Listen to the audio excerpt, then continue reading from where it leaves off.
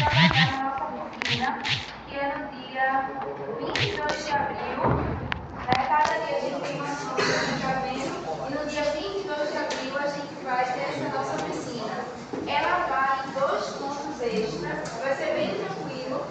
Eu vou colocar, quando eu fizer o plano, eu vou fazer um plano diferente. Quando vocês verem o dia 22, vocês vão ver lá, por exemplo, o material que eu preciso, as pessoas que podem ficar um dia tarde me ajudando a produzir. Então, cada um faz o que der, o melhor que puder. Poxa, Dani, eu consigo contribuir mais falando. Eu gosto muito de falar, de me apresentar. Massa! Então, no dia da oficina, você vai pegar esse seu dom, essa sua habilidade e vai proporcionar sua fala. Cada um com a sua potencialidade para ajudar nesse dia, certo? E ela vai em 2 pontos. Na aula passada, a gente estudou aquele questionário, não foi? Vocês responderam, entenderam? Estão com alguma dúvida? Não. Antes de começar o assunto de hoje, eu quero conversar uma coisa com vocês, que é isso aqui. O que é isso aqui, Dani? É o seguinte, não está exatamente na ementa, mas eu acho muito importante a gente conversar sobre, que é o seguinte, a gente vê os conceitos, mas não vê como aplica em terapia. Então, brevemente, eu vou fazer essa fala para que os conceitos que a gente estude não fiquem perdidos. Poxa, tá certo, ela está falando ali, eu entendi que eu não sou besta, mas não é terapia, ela ia fazer o quê? Se estivesse atendendo alguém, ela ia fazer como? Então, cadê ela na prática ali? Bota ela para sentar e atender com aqueles conceitos que ela me ensinou. Ela ia fazer o quê? Então, por isso que eu acho muito válido vocês, mesmo no terceiro período, considerarem essa questão de o que fazer em terapia e não deixá-la para estágio, que é 8º período. Então, assim, não é uma abordagem que vocês vão necessariamente seguir, mas pelo menos é uma abertura de você dizer, poxa, na prática, se caso fosse essa abordagem, como seria? Não é a minha abordagem. Aqui é a abordagem da terapia comportamental. Ela não considera a terapia cognitivo-comportamental. Aqui é a terapia comportamental. Ela passa pela terapia comportamental, depois inclui a cognição, aí vem terapia cognitivo-comportamental, são as evoluções. Mas aqui, você está atendendo uma pessoa. Digamos que vocês estão me atendendo. Essas frases são muito comuns de vocês escutarem.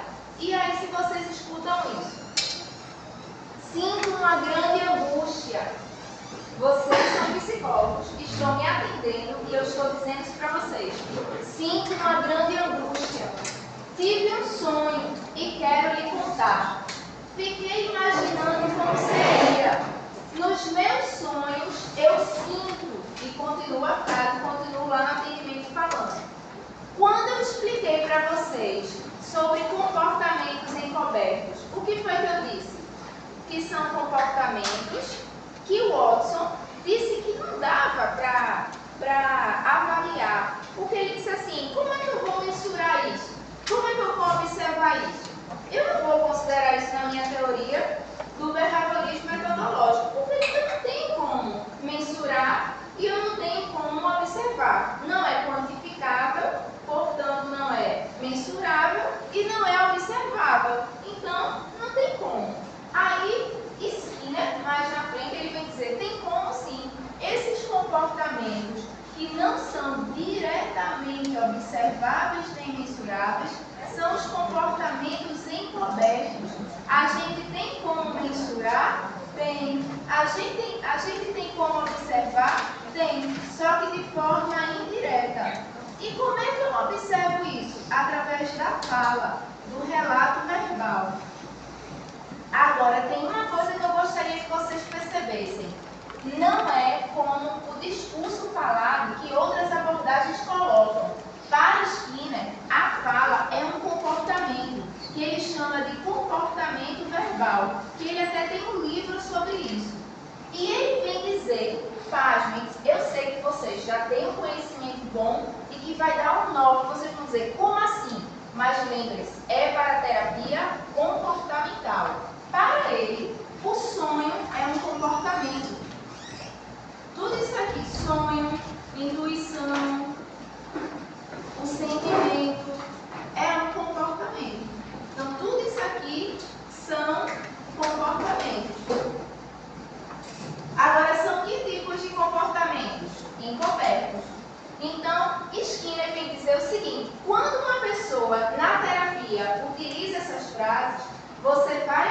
avaliar através dos comportamentos encobertos.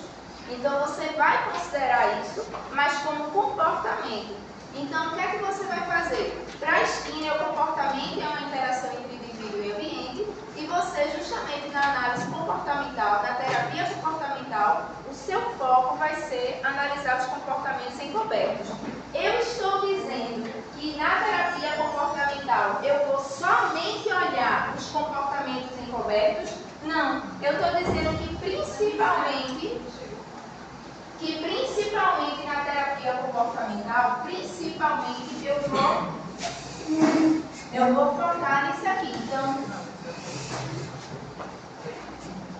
Então, se eu seguir essa abordagem, é por esse caminho. Se eu não seguir essa abordagem, mas estiver respondendo uma questão de concurso, é por isso aqui. Ou se eu estivesse numa prova fazendo um estudo de caso nessa abordagem, também é por isso aqui. Então, o primeiro passo no atendimento de um terapeuta comportamental, sou um terapeuta comportamental, está chegando o meu cliente. Geralmente o termo que se diz não é paciente. Para a terapia comportamental, o termo que eles usam mais é cliente. Então, sou um terapeuta comportamental e está chegando a hora de Josefina. Josefina vai chegar aqui no consultório, é a cliente que vai chegar essa hora. Quando ela chegar, uma das primeiras partes da sessão vai ser justamente, principalmente, por foco, ficar atenta aos comportamentos encobertos. Como é que eu vou analisar isso? É somente pelos gestos, pela forma que ela vai sentar? Não. Incrivelmente, é pela fala. Então, a gente pensa que a fala, ela diz respeito somente à psicanálise ou a outras aulas de jeito nenhum. A fala é através do comportamento verbal. E aí eu vou prestar atenção se aquela cliente, ela vai falar alguma coisa de sonho, de intuição, de sentimento. E como é que eu vou observar isso aqui? Bora lá. Lembra daquelas frases? Sinto uma angústia toda vez que atravesso a Avenida São João. Sinto angústia. Então, todas as vezes que ela falar desse sentimento, dessa emoção, ou do que ela tem uma intuição, eu tenho uma intuição que eu chego no meu trabalho e que vai dar tudo errado. Eu tenho a intuição que meu chefe vai me demitir, eu tenho a intuição que as pessoas da recepção, eu sou recepcionista, as pessoas da recepção não vão me escutar. Então, assim, aí, doutora, eu tenho uma impressão, que é como a maioria das pessoas chamam e a gente vai corrigida. Por que você usou isso? Porque a gente não tem doutorado, então, nem eu só fiz até o mestrado, estou começando o doutorado esse ano, ainda não estou fazendo. Então, assim, a gente não tem como chamar uma coisa que não é. Aí você vai corrigir o cliente e olha, não chama o doutor não como doutor, de jeito nenhum. O cliente, ele tem que chamar você do nome que ele tem que se sentir melhor para identificar-se. Desde que não entre com falta de respeito com você. Então, se ele chamar de um nome que você diz, poxa, eu não me sinto bem, aí você vai mencioná-lo. Mas se ele lhe chamar de um termo que você não precisa necessariamente fazer uma correção. Então, quando ele fala disso aqui, você vai ficar atento a algumas coisas, que é o seguinte: quando ocorre o comportamento em si e as consequências. Então, se você tiver a terapia, isso aqui não está necessariamente na emenda. Eu só estou mostrando na terapia comportamental como seria o atendimento com os conceitos que a gente viu. Aí eu vou falar isso brevemente, mas já esquematizei bonitinho em slide, para quem quiser ter interesse, alguma coisa pode estudar.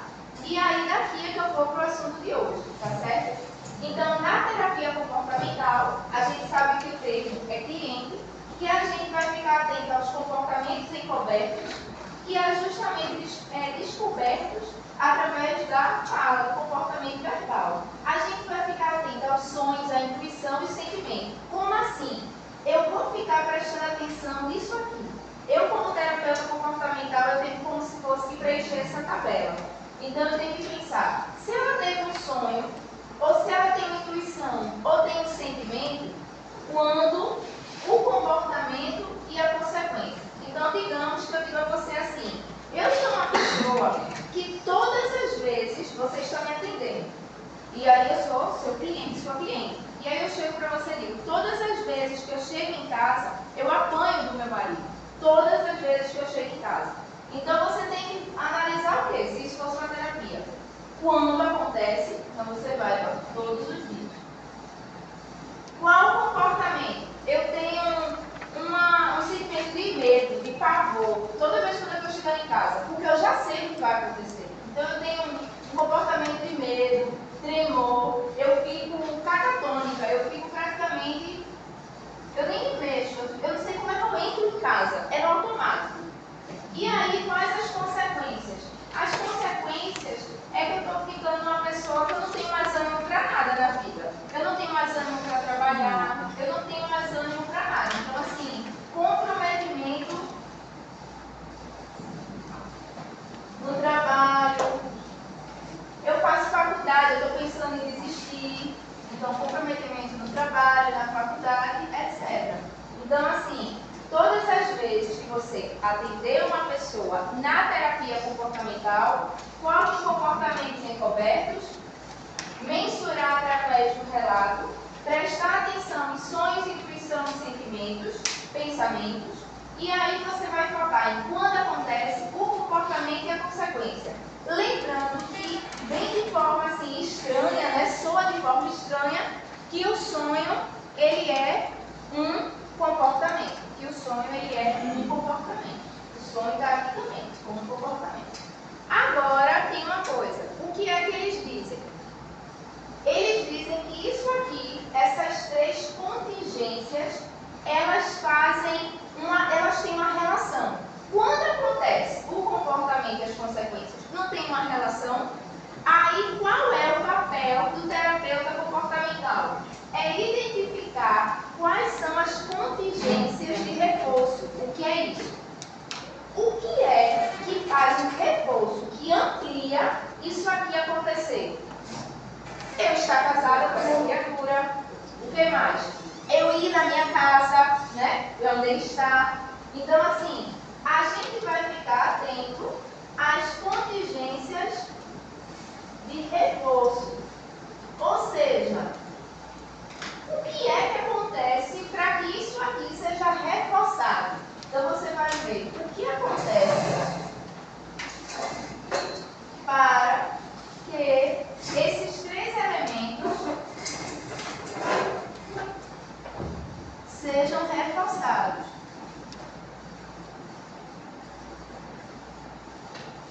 Então, assim, é uma forma de você avaliar. Outra coisa, Dani, o problema são os comportamentos encobertos? O problema os comportamentos encobertos? Não, meu anjo. O problema não está aqui, ó. O problema, como muitas questões de concurso colocam, não está nos comportamentos encobertos. O problema está na relação. O problema, digamos assim, está na relação dos comportamentos encobertos com o ambiente, seja ele interno ou externo. Isso aqui é um esquema grosseiro de atendimento caso vocês fossem um terapeuta comportamental. É o que fazer um dia, o que fazer de cara pensando como terapeuta comportamental. Eu estou deixando a minha terapia dos esquemas de lado, estou colocando ela no bolso e estou valorizando a disciplina, análise do comportamento. Pensando como terapeuta comportamental, esse é mais ou menos como eu atenderia. Primeira sessão, o início. Outra coisa, aqui ó. O papel do terapeuta será o de criar condições para que seu cliente chegue à discriminação dessas contingências e se torne um observador mais acurado de seu próprio comportamento. Ou seja, ele tem que entender que não é você, a minha terapeuta, que vai indicar o que é que reforça isso aqui. Mas você vai criar condições para que eu identifique, eu, sua cliente, identifique o que é que reforça. Você não vai chegar para mim e bater de mão e dizer: menina, deixa de ser besta, tu tá vendo que é teu marido? Menina, deixa de ser besta, tu não tá vendo que é eu andar para tua casa? Você vai criar condições para que eu identifique o que reforça isso aqui. Eu, por conta própria. O que você vai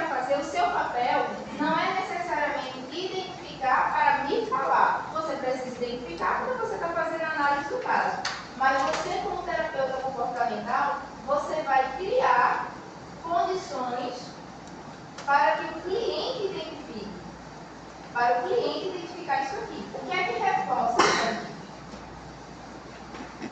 Aí vem também, né, a questão trauma de infância, né? O que é que projeções, o que é que acontece? Então, esse foi no livro de navegação, eu lembrei, tinha lá uma página onde ele falava que às vezes o terapeuta dá um empurrãozinho para que o cliente, o paciente, possa achar um norte. Sim. Qual seria esse empurrãozinho? Justamente essas frases que você escuta e não podem passar despercebidas.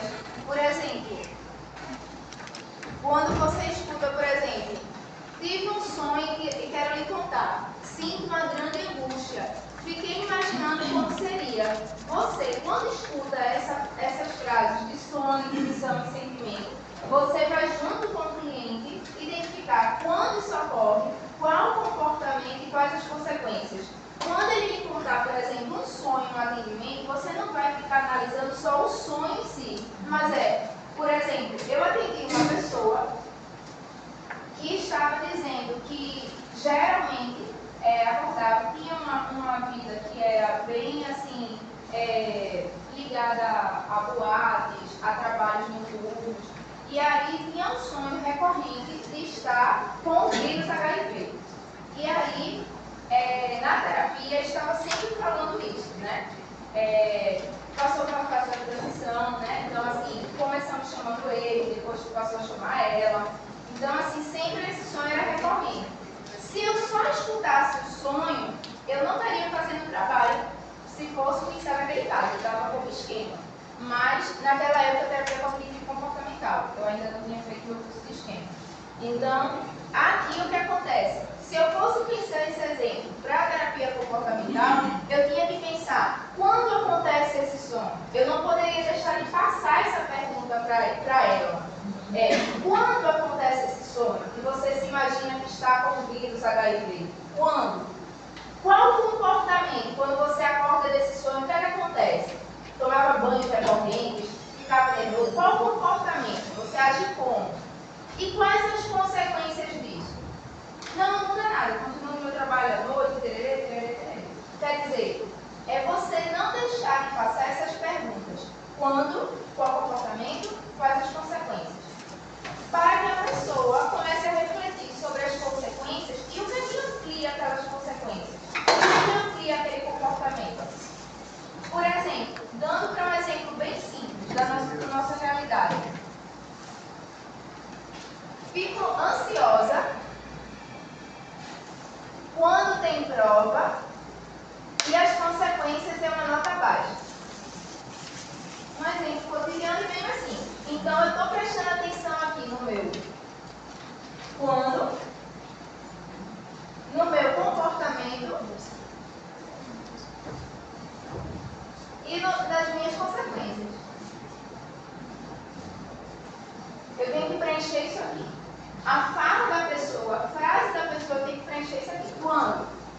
Qual o comportamento? Quais as consequências? E eu tenho que ver o que é que reforça isso aqui. O que é que faz reforçar isso aqui? O tipo de disciplina, o professor, o tipo de prova, se é aberta ou fechada. Às vezes tem professor que eu já chego com nervosa. Eu ainda me lembro, tem um professor na federal que ele disse, aqui eu vou começar a dar aula, mas está todo mundo reprovado. Foi a primeira aula dele. Eu vou começar a dar aula, mas está todo mundo reprovado.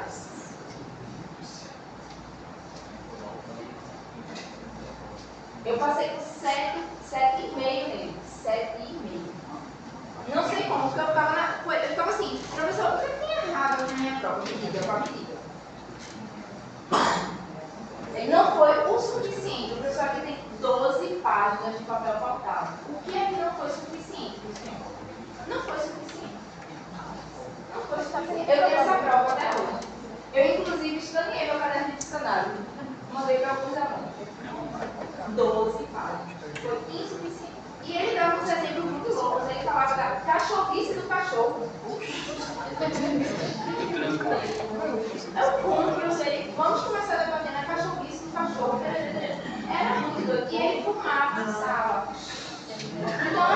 Mesmo o ventilador sempre quebrado, o ventilador não tinha funcionado. O ventilador sempre quebrado. E a janela aberta. Ele fumava. Eu não tenho problema com o cigarro se alguém fumar, mas era muito ruim, porque eu sentava na frente para ver se entrava alguma coisa na minha cabeça, e ele chegava assim e fazia. Era. Então, assim, aí se você perguntar, Dani, você ficava nervosa para a prova dele? Com certeza. Eu chegava assim, eu ficava pensando na minha monitoria, na minha bolsa, eu sou aluna de pesquisa, eu sou bolsista, não posso perder minha bolsa não, que não tem aqui minha bolsa, eu tô nem doida para minha bolsa. Então, assim, eu ficava nervosíssima, o professor não importa não posso não. Ele, quem vai botar no final não sou eu, você. Era tudo.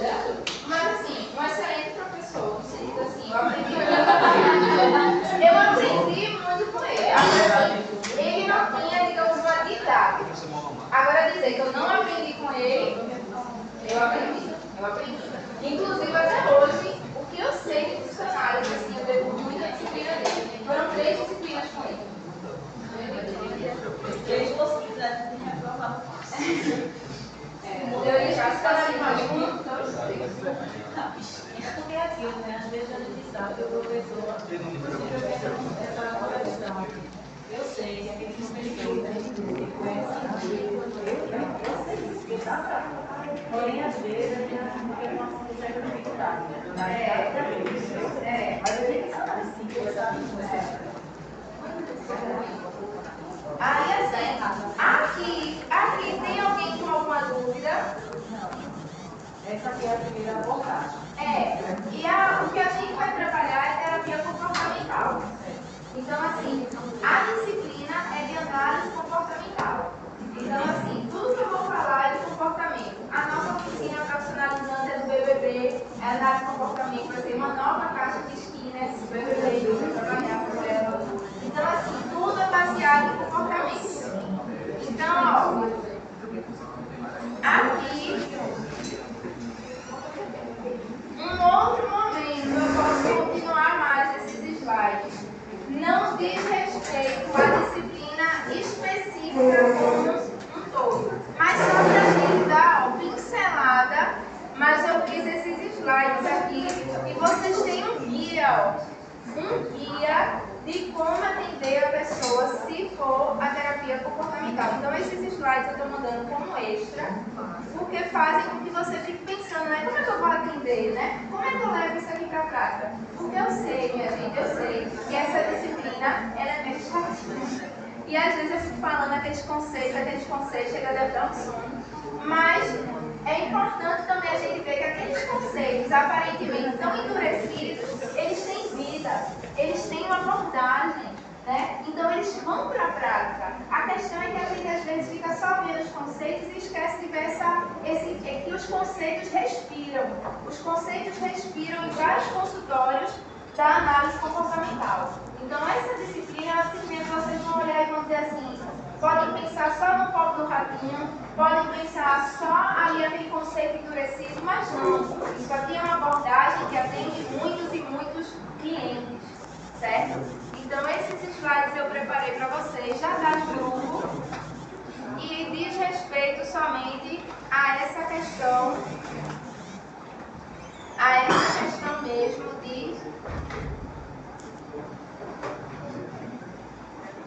do que fazer nas terapias. Agora, o assunto da aula de hoje, dando continuidade. Alguém deixou de assinar a ata de hoje, dia 4? Essa é do dia 4. Não, essa é do dia 4. 4 do 3. É hoje. 4 de março. Hoje. As pessoas que não assinaram, a do dia 26 está aqui comigo e a do dia 19 também. Então, ó, tá certo, Dani. Beleza. Tive uma ideia, mais ou menos, de como isso se dá na prática. Agora, a gente vai continuar o conteúdo da disciplina. O conteúdo de hoje é condicionamento respondente. Então, a gente vai, essa aula, só um bizu que eu vou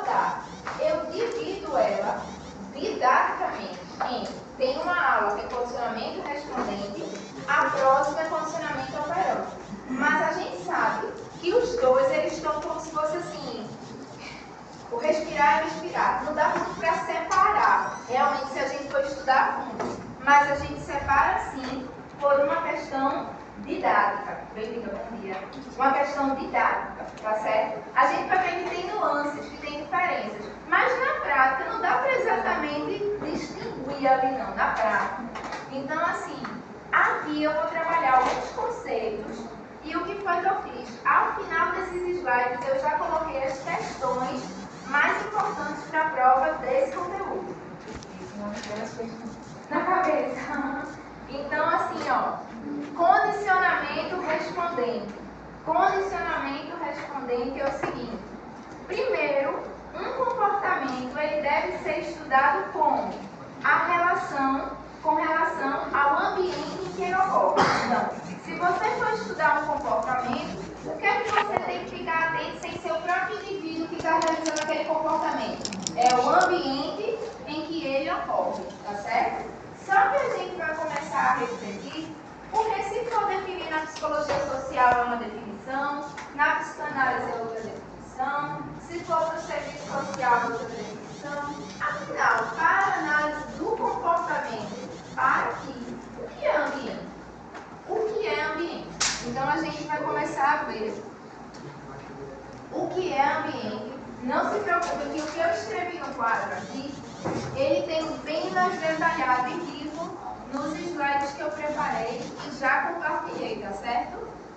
Então assim, a gente vai ver o que é ambiente para análise do comportamento. Então bora lá. Eu quero estudar o que é ambiente. Então assim, ó, se eu for dois conceitos que eu preciso muito saber: ambiente e estímulo. Tá. Qual é o nome do assunto de hoje mesmo que eu esqueci? Condicionamento respondente.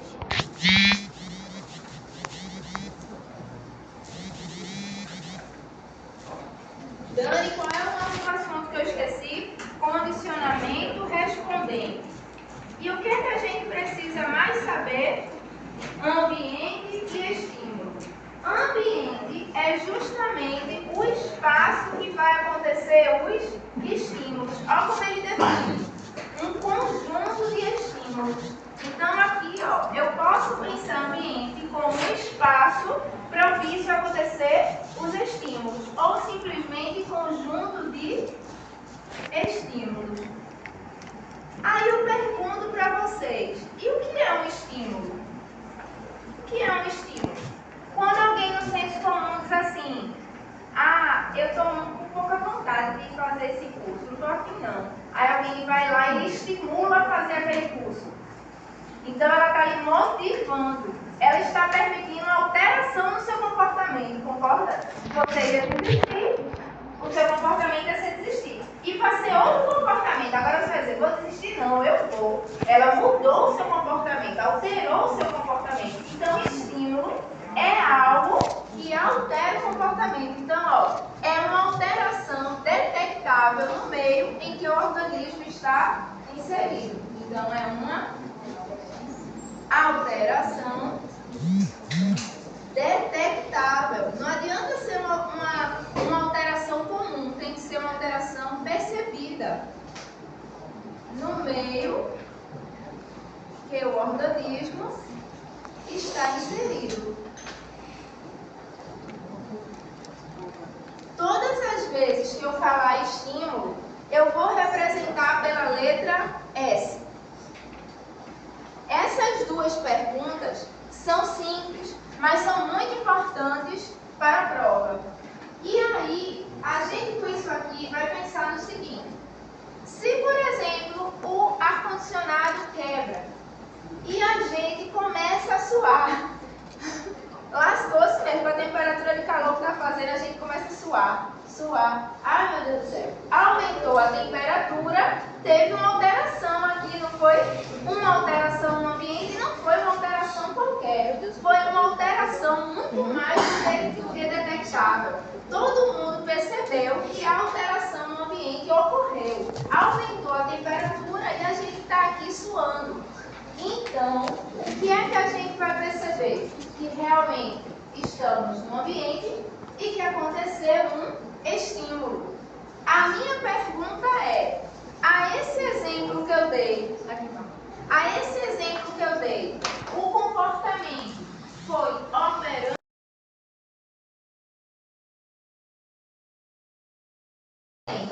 A gente respondeu ao estímulo, concorda? O estímulo ele veio antes e a gente teve a resposta de suar, não é verdade? E essa resposta, a gente teve controle. Tem gente na sala que podia estar pintando, mas aí a gente não teve um controle, né, dessa resposta. Então, bora lá. Antes da gente fazer a diferença, gente, Dani, comportamento operante não é a aula que vem? É, mas a gente só vai dar uma pincelada nele. A gente não vai ver comportamento operante hoje, é na aula que vem. Mas a gente aqui vai dar pelo menos uma olhada para a gente não confundir. Por mais básico que seja, a gente não vai confundir. Então, Skinner é realmente quem fala mesmo do comportamento operante e não do comportamento respondente. Então, aqui, no comportamento respondente, quem aqui não dá um show e não se lembra, duvido, não tenha esse, que não se lembra de Pavlov, dos cachorrinhos. Todo mundo se lembra dos cachorrinhos, né? Onde é que estão os cachorrinhos? Estão aqui. Eu não vou desenhar para não passar vergonha. Talvez eu precise desenhar, mas aí você já sabe que eu vou fazer. Então, assim, falou de Pavlov, falou dos cachorrinhos, eles estão aqui. O Watson, depois, ele faz aquele do ratinho, do medo e o bebê. Vocês se lembram também? Tá aqui também. Dani, eu não estou muito lembrado. Como é esse mesmo? Esse do Watson é que ele coloca o ratinho. Primeiro ele coloca, o ratinho passa, mas ele coloca um barulho estridente. E o bebê se assusta, fica com medo. Então aquele estímulo do barulho, da reação emocional, do medo. Mas aí ele começa a fazer uma relação. Ele começa a botar o ratinho, imediatamente o barulho. Então, na próxima vez, nem precisa mostrar o ratinho. O bebê já vê, já pensa para que o barulho, já começa a, gritar. Então, quando tem o barulho, a resposta é a reação de medo lá no bebê.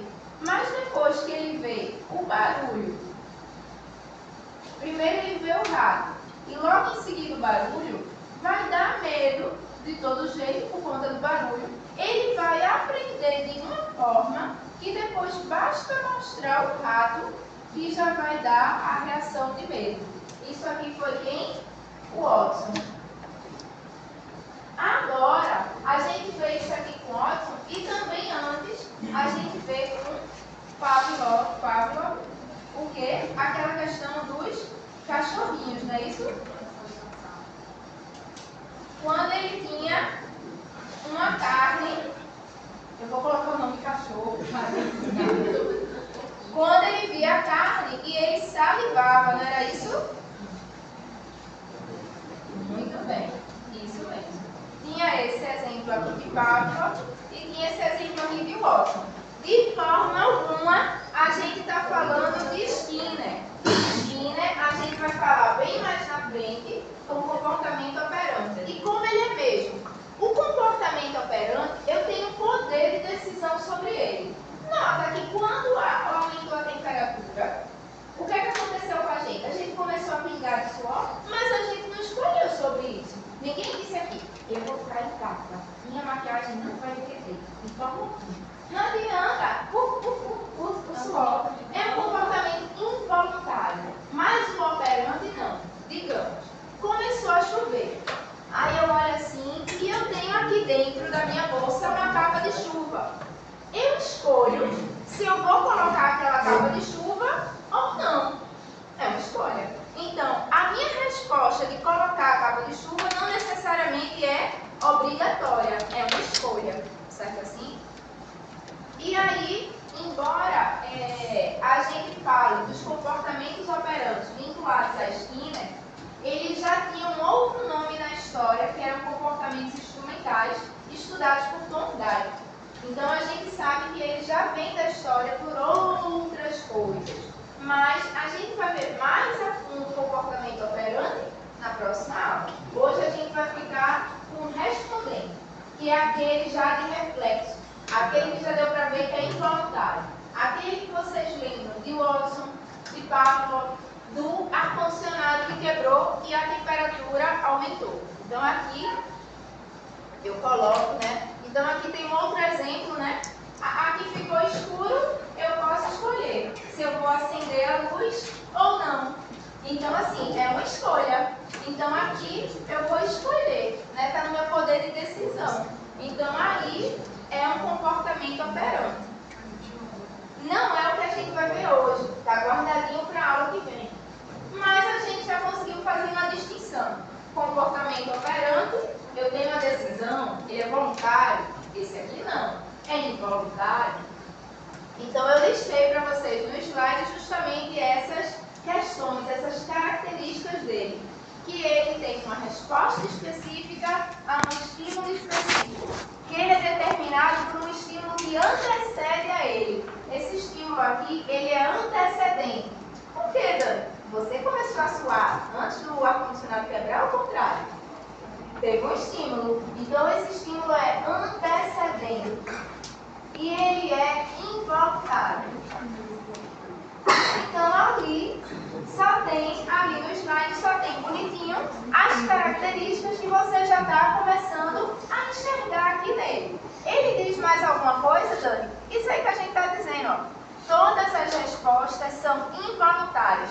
Um ABCDE, porque a gente é treinado, é condicionado. Viu ali? Eu me lembro na minha época de vestibular. O pessoal dizia, se você vê no Enem, todos, somente, geralmente a alternativa é falsa. Né? Então a gente ficava condicionado a isso. Viu todos, visus. Viu todos, somente. Tão somente apenas. Aquela alternativa tem chance de ser errada. Aqui não. Todas as respostas são involuntárias?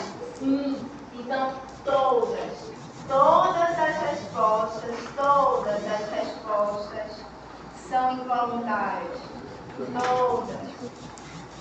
Então, isso aqui no ABCDE, cuidado, é verdadeiro. Todo mundo aqui é involuntário. O ambiente altera o organismo? Altera. Alterando, a gente começou a suar. Outra coisa, o estímulo elicia a resposta ou comportamento respondente. Resposta aqui, eu vou chamar de R. Então, a gente vai ter uma fórmula para a gente começar. Essa fórmula vai ser a seguinte. A gente vai começar colocando que S, que é o estímulo, a setinha, que significa elicia, provoca, R, que é a minha resposta. Então, aqui eu tenho S de estímulo, R de resposta, e a setinha significa elicia, provoca. Se vocês quiserem usar o termo provoca, beleza. Mas acontece que tem perguntas que dizem assim, responda utilizando os termos técnicos. Os termos técnicos é elicia e não resposta. Então, é uma besteira, mas você acerta, mas você não está usando o termo técnico. Então, esse provoca é só para a gente lembrar, né? Então, aqui é o estímulo, elicia a resposta, certo? Então, pode ver que o estímulo vem antes da resposta. Ele é antecedente e é involuntário. E todas essas respostas aqui, já sabemos de antemão que elas são involuntárias. Aqui a gente começa a perceber sobre comportamento respondente, também chamado de comportamentos reflexos. Comportamento respondente ou reflexo. Quem estudou bastante? O Watson, Pavlov. E Nathan, tá onde? Ele tá indo ainda. Vai chegar, operando. Então, e ele usa muito do quê? Do que quantidade de vezes. Outra coisa, ele diz assim: todos os membros de uma dada espécie apresentam os mesmos comportamentos respondentes. Eu sei que tem gente que tem propensão a suar mais. E tem gente que parece, eu mesma, sou uma coisa, às vezes eu vou com um lado e vou com o outro, fico esbaforida de subir dessa escada, mas derramo uma gotinha de suor, relaxa. Então, assim, você pode suar de uma forma diferente, com mais facilidade ou não, mas não tem aquele que diga, vou morrer de calor aqui e não vou suar nada. Nem é voluntário e é uma coisa que, independente, a gente vai passar pela mesma situação. Então, não depende de organismos, não depende de história de vida. É diferente, por exemplo, eu uma vez estava fazendo um concurso, eu me abestalhei nesse concurso, quase que eu perdi a hora de fechar o portão. Eu sempre chego muito cedo e cheguei, só que eu fiquei besta. Eu sou uma pessoa, minha maior dificuldade é geografia, principalmente física. E aí eu não me lembro exatamente onde era essa prova, mas era do lado da cidade. E tinha uma fonte de água suja, uma fonte perto do colégio que eu ia fazer, o colégio público que eu ia fazer o concurso. Tinham crianças tomando banho nessa fonte. E eu estava sentada no banco e fiquei besta olhando a alegria daquelas crianças, como se elas estivessem num lugar assim extraordinário. E elas mergulhando naquela fonte. E aí mergulhava e brincava. E eles deviam ter em torno de 6 anos, 8 anos. E assim, sabe, parecia que eles estavam em outro mundo. E eu olhava o portão, estava na hora de eu entrar, mas eu fiquei olhando ali, pensando. Então, assim, o comportamento daquelas crianças, totalmente adverso. Por exemplo, a uma criança que eu mostrasse e dissesse, mergulhe aí. Se talvez até um filho de vocês aqui, eu dissesse, ó, aquilo ali é um lugar de brincadeira. Eles olhariam para a minha cara e iam dizer, aquilo não tem nada a ver com a brincadeira. Então, assim, aquilo ali depende também do contexto, da história, o comportamento do brincar. Aquele comportamento depende muito da história do indivíduo. Então, os comportamentos operantes, eles operam a depender da história do sujeito. Já os comportamentos respondentes, eles não têm a ver com a história do sujeito. Ele é involuntário e muito mais biológico, então fisiológico. Então não depende se você tem uma história A, B ou C. Vai soar do mesmo jeito. Diferente desse exemplo que eu dei. Por quê? Porque é um comportamento operante. Então depende da história do sujeito. Uma outra coisa. Aqui foi o exemplo que eu dei. Pode ver que já está aqui no slide. Então, quem faltou a aula de hoje e não vai conseguir talvez ver os exemplos exatamente, mas tem tudo direitinho no slide, como eu pude melhor assim explicar. Então, aqui, um indivíduo começa a suar quando a temperatura ambiente está elevada. É um exemplo de comportamento reflexo? É. A temperatura foi o primeiro que a gente viu. O ar-condicionado quebrou, a temperatura subiu e a gente suou. Uma outra coisa. Quando eu pego uma luz, se eu pegar, por exemplo, essa luz do celular e colocar no olho de alguém, vai o que acontecer com a pupila? Se contrair, não é isso? E isso você vai escolher sobre isso? Não, é involuntário. Quando se coloca comida na boca, você não vai salivar?